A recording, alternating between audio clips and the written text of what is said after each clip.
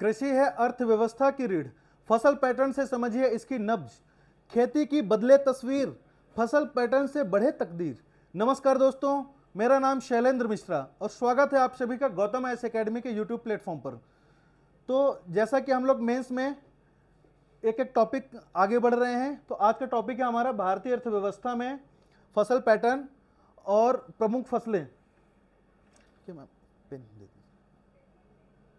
चलिए तो आगे बढ़ते हैं हम लोग कि भारतीय अर्थव्यवस्था में प्रमुख फसलें देखते हैं कि सबसे पहले हम देखेंगे कि उसका एक छोटा सा परिचय लिखेंगे कि परिचय क्या है, और फिर देखेंगे कि कौन कौन सी प्रमुख फसलें हैं। ठीक है, देखेंगे उसके बाद कि प्रमुख फसलों में खरीफ फसल कौन कौन सी है। चलिए, खरीफ फसल कौन कौन सी है, रबी फसल कौन कौन सी है, जायद फसलें कौन कौन सी हैं। फिर देखेंगे फसल पैटर्न जो कि हमारे टॉपिक है। फिर कुछ नवीनतम आंकड़े देखेंगे, प्रमुख फसलों का उत्पादन विवरण देखेंगे और लास्ट में एक छोटा सा निष्कर्ष देखेंगे। तो जो ये हमारी सीरीज चल रही है मेंस की, तो इस बात को ध्यान रखेंगे कि तुम सोच रहे हो उड़ान बादलों की उड़ानों तक और हमारी निगाहें हैं सूरज के ठिकानों तक। आपकी सोच है केवल एमपीपीएससी में सिलेक्शन तक यदि, लेकिन हमारी सोच है आपको एमपीपीएससी में रैंक लाने की। ठीक है, तो हम लोग जैसा जैसा पढ़ रहे हैं वैसे वैसे आप अपना नोट्स बस बनाते चलें, आपकी एक अच्छी रैंक आएगी एमपीपीएससी में। ठीक है, क्योंकि थर्ड पेपर का इकोनॉमी सब्जेक्ट थोड़ा टफ माना जाता है। ठीक है, कॉम्पिटेटिव एग्जाम में तैयारी करने वाले एस्पिरेंट्स के लिए ये थोड़ा सा टफ सब्जेक्ट है, तो इसको अपन थोड़ा थोड़ा आगे बढ़ेंगे। तो चलिए हम लोग आगे बढ़ते हैं कि छोटा सा परिचय देंगे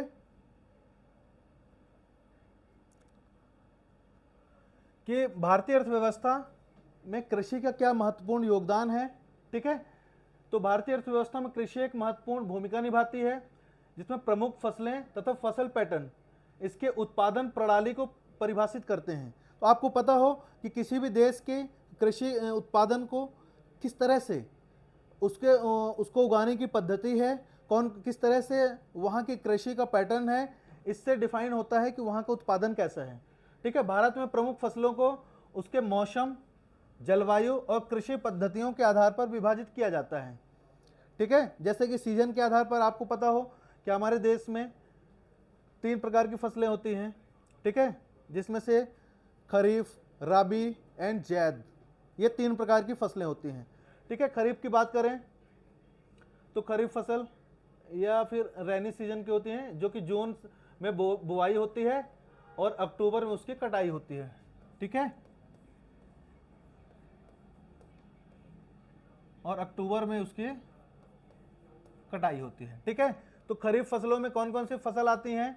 अच्छा, इस समय पर देखिए जून से अक्टूबर तक एक बारिश का मौसम होता है, मतलब इन फसलों के लिए पानी की अत्यधिक आवश्यकता होती है, जो कि बारिश से हमारी पूरी हो जाती है। कौन कौन सी प्रमुख फसलें हैं, देखिए धान।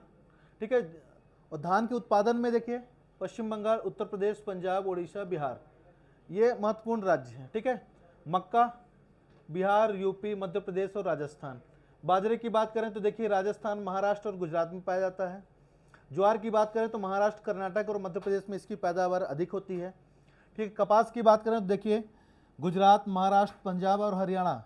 ठीक है, कपास हालांकि काली मिट्टी वाले क्षेत्र में उपजाऊ होती है। ठीक है, गन्ने की बात करें तो उत्तर प्रदेश, महाराष्ट्र, कर्नाटक और तमिलनाडु में इसका उत्पादन ज़्यादा होता है। सोयाबीन की बात करें तो सोयाबीन को जैसे मध्य प्रदेश को सोया स्टेट कहा जाता है। ठीक है, तो इसके पहले तक मध्य प्रदेश दूसरे नंबर पर था सोयाबीन के उत्पादन में, लेकिन अभी फिर से पहले नंबर पे हुआ है। फिर महाराष्ट्र और राजस्थान, मीन्स पहले नंबर पे मध्य प्रदेश सोया उत्पादन में और दूसरे नंबर पर महाराष्ट्र। ठीक है, अरहर या तुअर की बात करें तो महाराष्ट्र, उत्तर प्रदेश और कर्नाटक। ओवरऑल टोटल दलहन की बात करें तो हमारा देश सबसे ज़्यादा उत्पादन, उपभोग और आयात भी करता है। हम लोग उत्पादन तो बहुत ज़्यादा करते हैं, उसका कंज्यूम भी कर लेते हैं, खा भी लेते हैं। ठीक है, और खाने में कम पड़ जाए तो दूसरे देशों से मंगा भी लेते हैं। चलिए, ये हो गया हमारी खरीफ फसलें। फिर हम आते हैं रबी फसलों में। रबी फसल में देखिए प्रमुख फसलें कौन कौन सी हैं और ये कब से कब तक होती हैं? तो अक्टूबर में इसकी बुवाई होती है और मार्च में इसकी कटाई होती है। ठीक है, अभी कौन सा महीना चल रहा है? ठीक है, तो रबी फसलों की कटाई का सीजन महीना चल रहा है। रबी फसलें देखिए ठंडी जलवायु में उगाई जाती हैं। इनकी सिंचाई आमतौर पर भूमिगत जल या नहरों के द्वारा की जाती है। इसी वजह से जिन क्षेत्रों में नहरों का जाल बिछा हुआ है, ठीक है, उन क्षेत्रों में रबी फसल ज़्यादा अच्छी होती है। ठीक है, कौन कौन सी मुख्य रबी फसलें हैं? तो बात करते हैं गेहूं की, जो कि उत्तर प्रदेश, पंजाब, हरियाणा और मध्य प्रदेश में उगाया जाता है। जौ की बात करें तो राजस्थान, यूपी और पंजाब में। चना की बात करें तो मध्य प्रदेश, राजस्थान और उत्तर प्रदेश की ये प्रमुख दलहन फसल है। ठीक है, मटर की बात करें तो उत्तर प्रदेश, बिहार और मध्य प्रदेश। ठीक है, मध्य प्रदेश में जबलपुर जिले में एक उत्पाद के लिए मटर को ही चुना गया है। ठीक है, फिर राजस्थान, यूपी और हरियाणा में सरसों का उत्पादन होता है। चलिए आगे चलते हैं हम लोग, जायद की बात करते हैं। तो जायद देखिए मार्च से जून, जो गर्मी के सीजन में है ना, मार्च के बाद अभी अगले महीने से जो फसल उगाई जाएगी जून तक, वो जायद फसलें कहलाती हैं। ठीक है, जायद फसलें गर्मी के मौसम में उगाई जाती हैं और इनकी खेती के लिए अतिरिक्त सिंचाई की आवश्यकता होती है, क्योंकि गर्मी के मौसम में पानी के तो और स्रोत लगभग सूख जाते हैं, तो अतिरिक्त सिंचाई की आवश्यकता होती है। कौन कौन सी प्रमुख फसलें हैं? देखिए तरबूज, खरबूजा, खीरा, कद्दू, लौकी, ये है ना, मूंग, उड़द भी जायद फसलों में आती हैं। ठीक है, गर्मियों में देखिए इन फसलों का उत्पादन करते हैं। अब फसल पैटर्न की बात करें कि हमारे देश में, अच्छा एक बात ये भी बता दें कि फसलों को कई आधारों पर वर्गीकृत किया गया है, जैसे औद्योगिक आधार पर। ठीक है, कुछ कमर्शियल क्रॉप है ना, कमर्शियल क्रॉप को भी बहुत सारे में डिवाइड किया गया है, जैसे कि ऐसी फसलें जिनको हम केवल बेचने के लिए उगाते हैं। अब आते हैं फसल पैटर्न। फसल देखिए हम आपको इस क्लास में वही बता रहे हैं जो आपके mains exam point of view से इंपॉर्टेंट है। हम आपको बहुत सारी चीज़ें नहीं बता रहे हैं, और ये वो बता रहे हैं जो इकोनॉमिक पॉइंट ऑफ व्यू से इंपॉर्टेंट है, क्योंकि एग्रीकल्चर ज्योग्राफी का भी पार्ट है। हम आपको केवल यहाँ पर वो बता रहे हैं जो इकोनॉमिक पॉइंट ऑफ व्यू से इंपॉर्टेंट। फसल पैटर्न की बात करते हैं तो फसल पैटर्न का अर्थ होता है किसान किस प्रकार फसलें किस अनुक्रम में और किन पद्धतियों का पालन करते हुए उगाते हैं। भारत में मुख्य रूप से कुछ फसल पैटर्न पाए जाते हैं, जैसे कि देखिए मिक्स्ड क्रॉपिंग है। इसके लिए हम आपको बता दें कि क्रॉपिंग पैटर्न की बात करें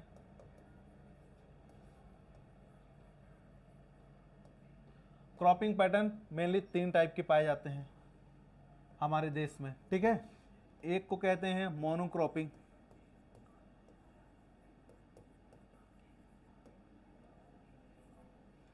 एक होता है मल्टी क्रॉपिंग,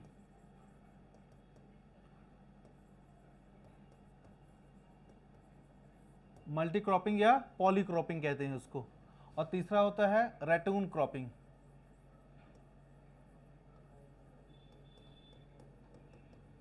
अगर क्रॉपिंग पैटर्न से क्वेश्चन आता है या फिर उसी को कहते हैं पॉली क्रॉपिंग। तो इस तरह से आप फ्लो चार्ट बनाएंगे। मोनोक्रॉपिंग ऐसा पैटर्न जिसमें एक बार में एक खेत में एक ही फसल उगाते हैं, उसे कहते हैं मोनोक्रॉपिंग। मल्टी क्रॉपिंग उसे कहते हैं जब एक समय में एक खेत में एक से अधिक फसल उगाते हैं, उसे कहते हैं मल्टी क्रॉपिंग। ठीक है, या पॉलीक्रॉपिंग। रैट्यून क्रॉपिंग किसे कहते हैं?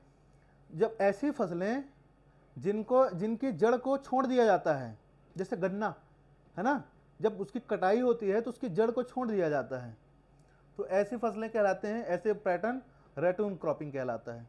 ठीक है, मिक्स्ड क्रॉपिंग 3-4 प्रकार के होते हैं। ठीक है, जिसमें से एक होता है मिक्स्ड क्रॉपिंग,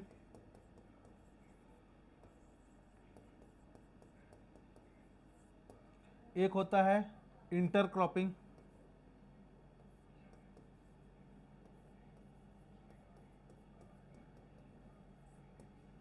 एक होता है सीक्वेंस क्रॉपिंग,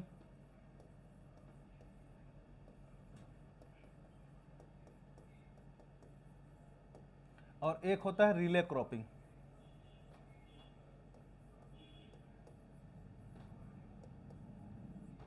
ठीक है। मिक्स क्रॉपिंग क्या कहलाता है? मिक्स क्रॉपिंग वो कहलाता है जब एक बार में एक खेत में एक से ज़्यादा फसल बिना पैटर्न के उगाया जाता है। ठीक है। जैसे गेहूं को आप जब बुआई करते हैं गेहूं की, तो उसमें बीच बीच में आप कुछ एक आध मुट्ठी सरसों भी मिला देते हैं। अब गेहूं के साथ साथ सरसों भी उगाते हैं, लेकिन उनका कोई पैटर्न नहीं होता है, तो वो कहलाता है मिक्स्ड क्रॉपिंग। ठीक है। इंटर क्रॉपिंग कहलाता है कि जब एक पैटर्न होता है, ठीक है, एक से ज़्यादा फसल एक खेत में जब उगाते हैं एक समय में और उनका एक प्रॉपर पैटर्न होता है, तो कहलाता है वो इंटर क्रॉपिंग। ठीक है। इंटर क्रॉपिंग दो टाइप के होते हैं। एक होता है आपका रो इंटर क्रॉपिंग,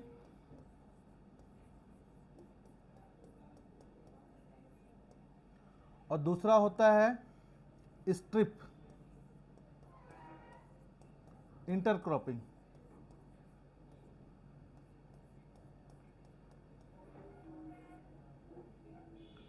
ठीक है। तो रो इंटरक्रॉपिंग क्या कहलाता है? जब दो फसलों के बीच में, ठीक है, एक तीसरी फसल लगा दिया जाए। मान लीजिए दो गेहूं के रो है, गेहूं के बीच में आप दूसरी फसल लगा दें, ठीक है, तो कहलाता है रो इंटरक्रॉपिंग। स्ट्रिप कहलाता है जब चौड़ी चौड़ी पट्टियों में खेती करते हैं, चौड़ी चौड़ी पट्टियां बना के खेती करते हैं।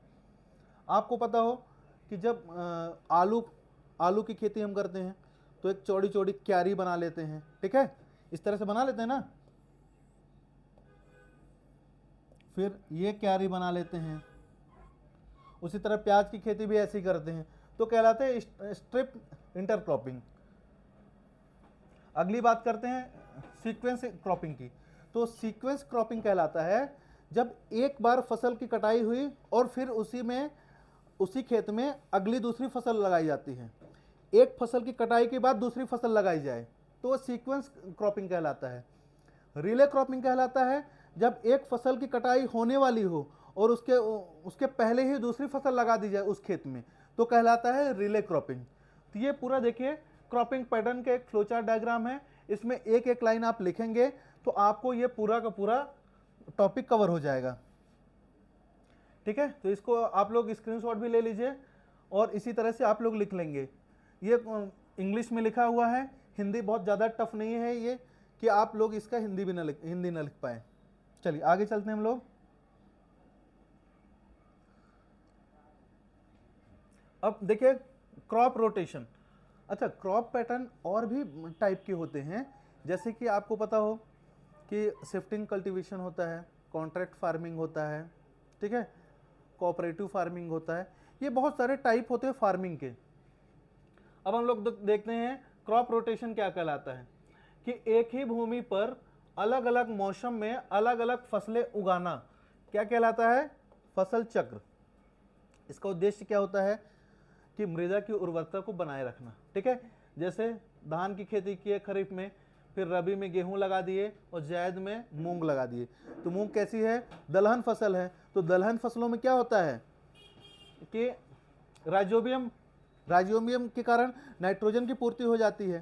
तो इस तरह से देखिए एक क्रॉप रोटेशन चलता रहता है और इस कारण से हमारी सॉइल फर्टिलिटी भी बनी रहती है।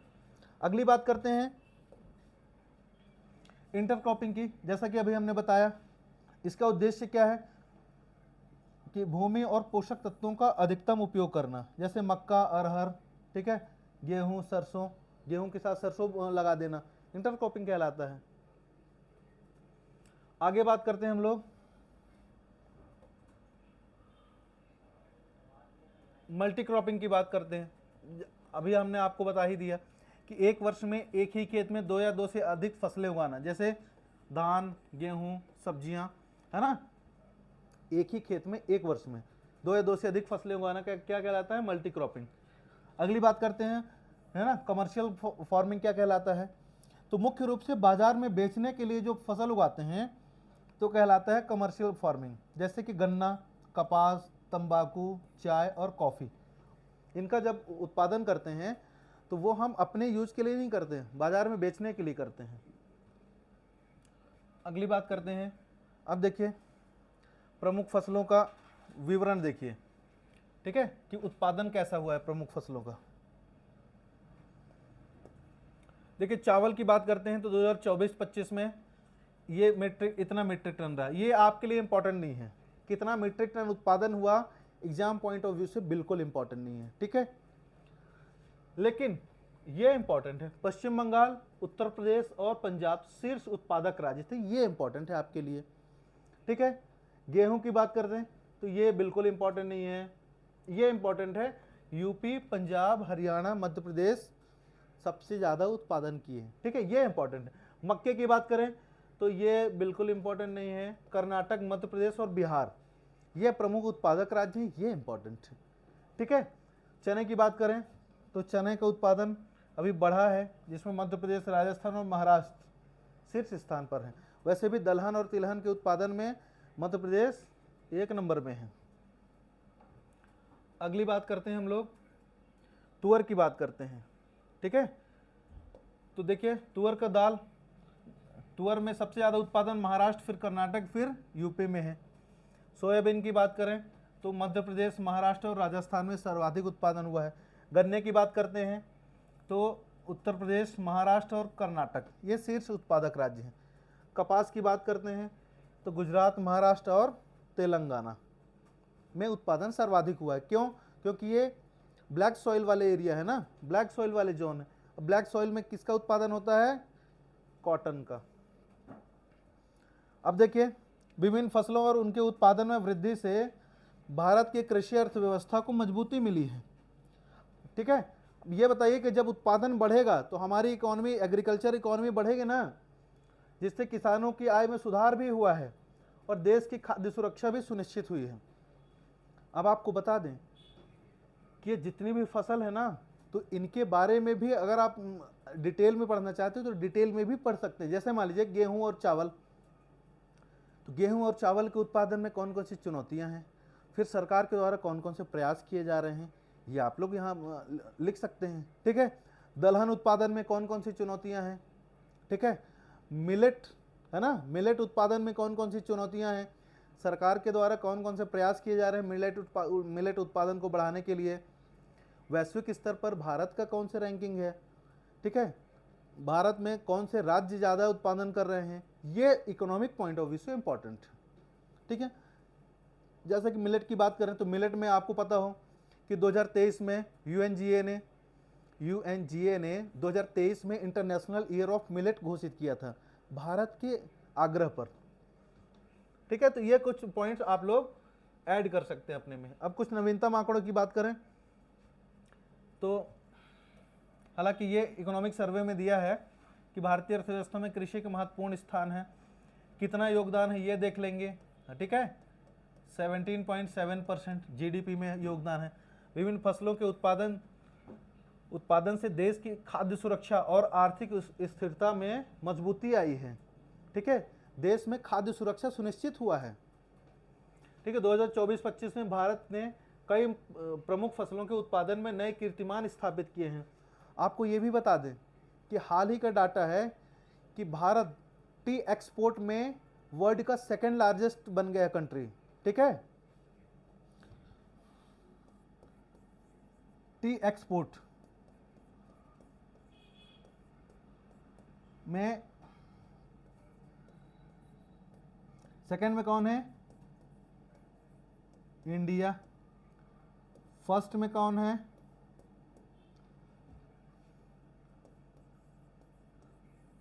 केन्या। और इंडिया ने किसे बीट किया है, मतलब अब वो देश तीसरे नंबर पे पहुंच गया है, ये आप लोग कमेंट में लिख के बताएंगे, ठीक है। चलिए और देखते हैं हम लोग। अच्छा, इसमें आप लोग नवीनतम आंकड़ों में ये भी लिख सकते हैं कि अभी हमारे देश में कृषि की विकास वृद्धि दर कितना है, ठीक है, एग्रीकल्चरल ग्रोथ रेट कितना हुआ है, ठीक है। यहाँ पर हमने बहुत सारे डायमेंशंस को नहीं कवर किए हैं, क्योंकि ऑनलाइन वीडियो में आपको सारे के सारे डायमेंशंस नहीं बताए जा सकते हैं, इसके लिए डिटेल्ड क्लास होनी चाहिए, कम से कम 2-3 घंटे की क्लास। तो हालांकि हम इसके और भी पार्ट लेके आएंगे। तो अभी आपको इसमें क्या क्या लिखना है, हालांकि हमारे सिलेबस में ही है कि कृषि, भारतीय कृषि के समक्ष कौन कौन सी चुनौतियां हैं, उनके लिए कौन कौन से समाधान हैं, तो इसीलिए हम इस पे कवर नहीं किए हैं, है ना। चुनौतियां और समाधान आगे चल के हमारे सिलेबस में ही है। तो निष्कर्ष की बात करें तो एक छोटा सा निष्कर्ष होना चाहिए आपको कि भारतीय कृषि में विभिन्न प्रकार की फसलें और फसल पैटर्न अपनाए जाते हैं। जितने भी फसल पैटर्न हमने वही बताए हैं वो सारे के सारे भारत में अपनाए जाते हैं, ठीक है। ऐसा नहीं है कि भारत में वो वाला फसल पैटर्न नहीं है, केवल एक ही है, सारे के सारे हैं, जो जलवायु, मृदा और जल की उपलब्धता पर निर्भर करते हैं, ठीक है। सही फसल पैटर्न अपनाने से किसान अधिक उत्पादन कर सकते हैं और मृदा की गुणवत्ता को बनाए रख सकते हैं। इससे क्या होगा कि हमारे यहाँ एग्रीकल्चर कैसे होगी, सस्टेनेबल एग्रीकल्चर होगी, ठीक है। हमारे सॉइल की फर्टिलिटी बनी रहेगी। ये कुछ लिखने हैं। हालांकि ध्यान रखिएगा कभी कभी ऐसा भी होता है कि इसमें क्वेश्चन आ जाते हैं कि भारतीय कृषि के समक्ष कौन कौन सी चुनौतियां हैं, उनको दूर करने के लिए सरकार के द्वारा कौन कौन से प्रयास किए जा रहे हैं। तो ये सारी की सारी चीज़ें हम लोग देखेंगे नेक्स्ट वीडियो में, ठीक है। तो कैसा लगा आप लोगों को, आप लोग कमेंट में ज़रूर लिख के बताएं। और अगर सब्सक्राइब नहीं किए हैं तो सब्सक्राइब करें, फॉलो करें और शेयर करें। Thank you.